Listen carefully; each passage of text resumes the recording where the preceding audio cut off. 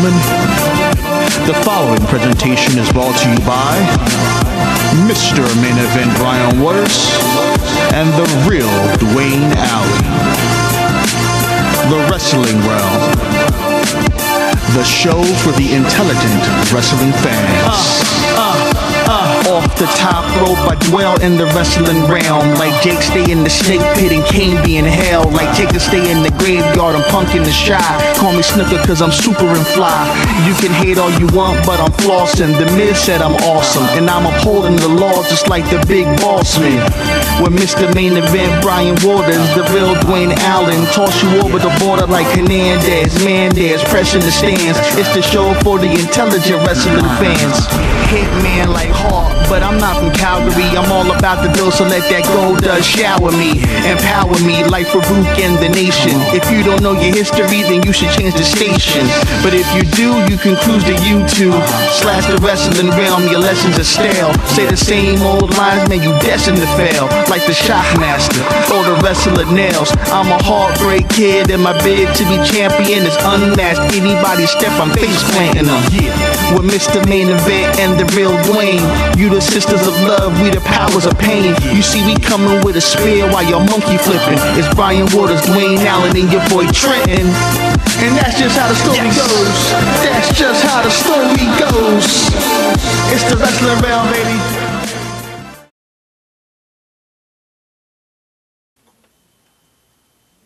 Okay, alright.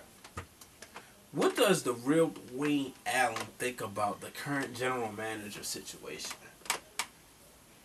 Now, I don't know if my boy Carlos was playing tricks. But, you know, folks, feel free to join the Wrestling Realm fan page. You know, he said next week the interim GM is going to be the computer. Is he joking? I hope he is. I hope so. The following week, Mike Adamle, who I think everybody goes on record as the worst GM of all time. He knew nothing about wrestling. Then Eric Bischoff, followed by Ric Flair. How's Eric Bischoff going to come? He's still in the contract to TNA.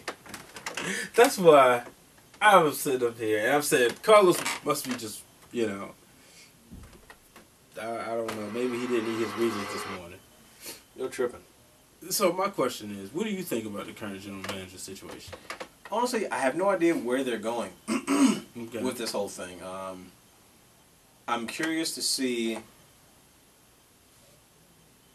who's the next general manager, because they're obviously putting emphasis on it. They're addressing it at least. They're not just like, okay, we're just going to pretend like no one's around, and then we'll, oh yeah, hey, we need a general manager. They're giving it light. They're giving it time. They're, you know, they're bringing it to the forefront of the show. Okay. Whoever they have in line, maybe they don't have anybody yet. Excuse me. And they're trying to figure it out and what they want to do. I think that you bring back somebody fresh, unexpected, that's going to draw you as a general manager. Mm-hmm. My first pick, naturally, is Flair. Yeah. He's available. A lot of people feel like they're not going to deal with Flair because he's tough to deal with. They're not going to bring him back. TNA lawsuit, yada, yada, yada. But I would like to see somebody that we haven't seen in a long time, somebody shocking, somebody can be an on-air character or something like that. I don't know what's going on, because at one point they were talking about Johnny Ace was supposed to be losing his executive vice president of talent relations job to really be a full-time on-air character. But I'm like, but he got fired. So like, where are they going with this? Does he somehow weasel his way back into the job? Possibly. You know what I mean? And they just stalling right now to give you this nostalgic feel to build up to the 1000th episode of Raw, publicity stunt maybe. Mm-hmm. But to be honest with you, that's probably my guess. I don't think he's actually gone from the company, but it's like, well, what else would he do then? I think somehow he finds his way back into the scene, weasels his way back into the job some way, shape, or form or something. And I think this whole gimmick thing with the guest general managers is just a way to build up the 1000th episode of Raw. I think you find out maybe at the 1000th episode of Raw who's the general manager. Okay. And all that good stuff. And I don't know. We'll see what happens. I'm almost certain that's what they're going to do. That's what it seems I think like. it's just going to go back to Laurnaitis. Yeah. I know, shouts out to the Shark. I know he will not be a happy character. Oh, yeah. Not the Shark. The Shark hates his, as he calls him, laryngitis. Yeah. As he calls him. You know, that's, I don't know, you know. But, I mean, I personally, like I've always said, I would rather see Triple H running things on Raw. Mm-hmm. I think if he would go back as a heel and do it, Right. it would be awesome. I understand Stephanie's out and doing her thing with the Be a Star campaign, but I loved her in the general manager role. Mm-hmm. Thought she was awesome. But she's just awesome looking anyway. You know, Triple H, you know, he knew what he was doing. Yeah, I was watching the DX DVD. He was like, yeah, man, Vince McMahon just left out because Stephanie, the daddy's princess, just had a daughter. He goes, huh, I wonder who's the guy who knocked her up. And Triple H is like, I don't know, but I'm sure he's a really handsome guy. And I'm like, yeah, you're funny, Triple H. Let me ask you this. Here comes some intelligence.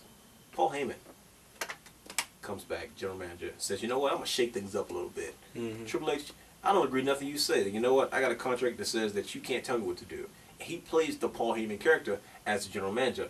We all know Paul Heyman back in the day as being the guy who was always going against the network. Yep. Always rebelling against Vince somewhere as a commentator. They said that was his biggest problem. Like, he wouldn't fall in line because he was just used to doing his own thing all the time. Mm-hmm. What if he comes back and plays that character? How is that possible? I'll tell you why. Because this whole feud between Brock Lesnar and Triple H, they got the story because it happened in real life.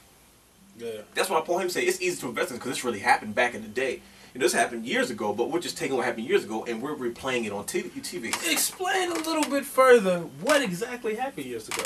We all know the situation, the dispute with Brock Lesnar and the contract situation when he decided to leave the WWE. And it got ugly backstage. They weren't really sure what to do.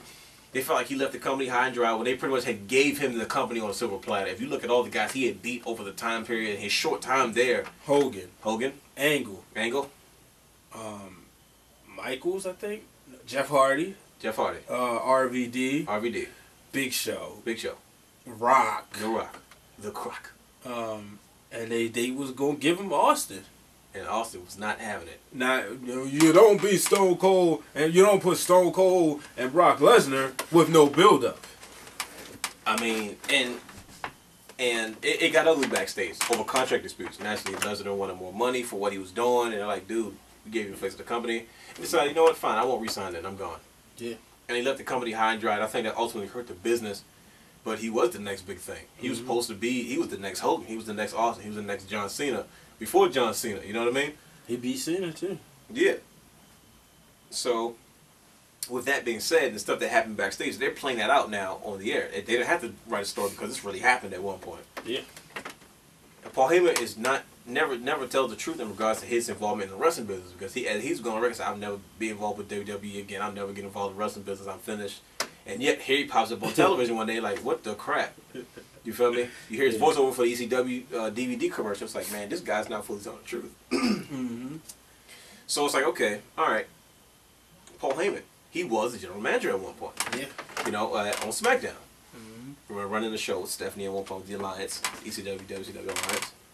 So, hey, I mean, you can even bring him back and say, hey, to bring that Brock Lesnar legitimacy stuff back to the WWE. Yeah. Maybe that could be the lawsuit, what do you call it, settlement. Okay. You know what I'm saying? He can come back, hey, yeah, Triple H, I got news for you. We settled for yada yada. I'm the new general manager of Raw now. We're going to shake things up a bit. And he does things in a way that seems more edgier and seems different. Heyman draws ratings. He does, because people want to see him. Yeah, it's something about him that draws ratings, which keeps him from being overrated, dare I say. Of course. I mean, if you deny Paul Heyman what he's done, it's like you really don't know wrestling. You may know of wrestling, you may participate, but it's like, think about it. Like, you can't, when you take it back to, I'm going to say how Paul you dangerously. That's why I'm going to say, this is how people don't know what they're talking about, honestly. Because how can you say that about somebody, oh, he can't do that, but yet, why is he hired as a manager then? Somebody's doing him a favor? Somebody wanted to give him a job because he was good looking? Sure ain't. You feel me? He was a manager. People forget that. See, people think, oh, nah, no. He was a manager at first. You feel me? At Steve Austin. You know what I mean? He was a manager in WCW first. He's on the Greatest Managers DVD. He was known for getting under people's skin. Yeah. You feel me? And he moved on to do other things. They brought him back on commentary for a reason. Why? Because he was doing them a favor? Why did they put him on a creative team like Michael Hayes or somebody? Didn't he commentated Mania? Says enough. You feel me? With JR. Because he did things, he said things. because he's a great talker. He's a great president, and people want to see what Paul Heyman has to say. He's a very controversial figure. E-Rock and Charlie Speed named their episode Brock Lesnar. You know, and he says that every time. I hated his guts. I did not like Brock Lesnar because of the way he said his name. Yep. That's how I got back into wrestling. The craziest ways for not liking people. I really am like it, man. If I'm awkward, man. Like the slightest thing, it really can throw everything off of me. If you walk on the left side of the street when you're supposed to walk on the right, the real Dwayne Allen will not like you. I might get pissed off and not like that person. Like, you know what? You really just personally walk on the left side with a sense of walk on the right side. I mean, and like that was when I started to get back into it. My brother was watching a lot, and I would come in and see what was going on. And he would Brock. I would hate him. I was like, yo, he don't stop saying his name like that. You know what I mean? But naturally, he does what any wrestling personality heel is supposed to do. Get under the fan's skin. And he does that naturally. And think about it. You have a general manager. We've always had a general manager that came back that would either be face and the crowd loves him like a Teddy Long. And, he would make things right when somebody's acting funky. Or you had a heel that would turn things upside down when somebody got screwed. But have we ever really had a general manager that rebelled against the system? How a general manager says, yeah, you know what, tonight on the show, we're supposed to do this, that, third, but yet, we're going to change things up a bit and pretend, you know what I'm saying, like, you know what, we're going to do this, that, and the third, and make it seem like TNA tried to do that at one point with the whole Hogan promo, which was really good for that one episode they did. But having a rebellious general manager come out there and say stuff like, you know what, hey, yeah, I'm running the show now, and this is how it's going to go, and then just sort of switch the product up and give people a different feel, and it's like, oh man, Paul Heyman's shaking things up on Raw. That would be awesome. You know what I'm saying? I mean, can't that work? It would be different, and that's what you always look for. And I think with the unpredictability that Triple H is bringing, what he's reaching out for, you might have just been on to something. I didn't even see Paul Heyman coming back. I was so caught up in his articles. I used to, I'm moving on. I had nothing to do with his UFC style promos, not realizing that he produced every last one of those in UFC. They said he helped with those things.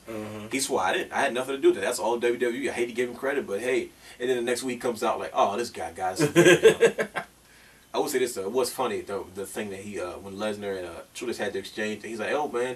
He's like, last time I checked, it's not a bingo hall, and this isn't the night. I'm not one of your cronies drinking the Kool-Aid. I was like, whew, that was a teenage culture. Yeah. Yeah. I thought that was funny. See, this isn't nice. I'm not one of your cronies drinking your Kool-Aid. You know how Triple H extends his voice. Yeah.